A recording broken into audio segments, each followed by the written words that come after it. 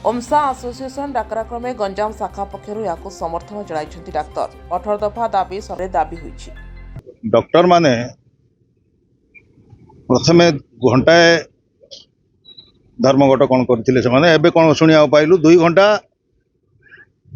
बंद रखुचंती। ओपीडी बंद हेले दूर दूरांतर जो आसुचंती रोगी माने चाहे पूरी एरिया हो कि छत्रपुर एरिया हो एरिया भितर 2 घंटा ओपीडी बंद हैला बेलू एमती तो डॉक्टर मध्य कम अच्छी एणुकरी लोक मानकर बहुत असुविधा होची।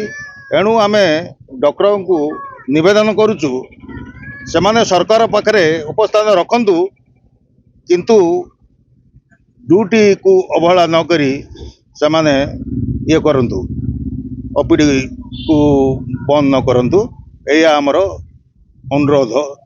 रोगी बहुत हैरान होउछन्ती। आगे तो होउतिले लाइन गुडा देखिले आपण जानि पारुथिले किंतु एबे ओपीडी बंद हेबा परे आउरी मध्य अधिक असुविधा सम्मुखीन होउछन्ती। तेणु करी आमे अनुरोध करूछु ओपीडी खोली सरकार को अनुरोध रक्षा करंतु नहले आमे मध्य तांका सहित अछु आमे मध्य आसिकी सरकार को ये करिबु।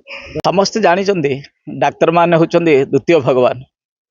रोगी को जीवन प्रदान करिवारे तांकर अवदान खूब अधिक किंतु दुखर विषय कहीं जे से माने 9टा रु 11टा 2 घंटा से माने धारणा रे अछंती आ कार्य बंद भी करूचंती जो द्वारा कि रोगी माने बहुत हंतसंत होचंती एवं दूर दूरांतर आसथिबा रोगी मानकर बहुत असुविधा होची। एई क्षेत्र रे मु अनुरोध करबी डाक्तर मानकु सेमानकर संघीय माध्यम से माने सरकार पाखे दाबी उपस्थापन करंतु एवं कार्य तुरंत जोग दिंतु। यही क्षेत्र में मु सरकार को जिला प्रशासन तरफ अनुरोध करी तुरंत यही समाधान यार समाधान हो एवं लोक माने निहाती भाव उपकृत होंतु।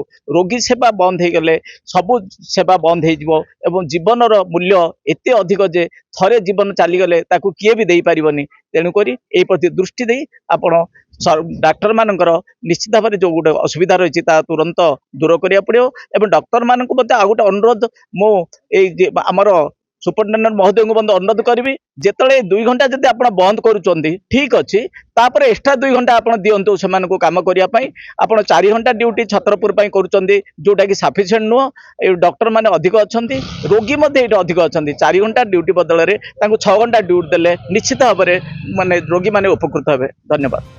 छत्रपुर सरसामल रिपोर्ट IOIA न्यूज।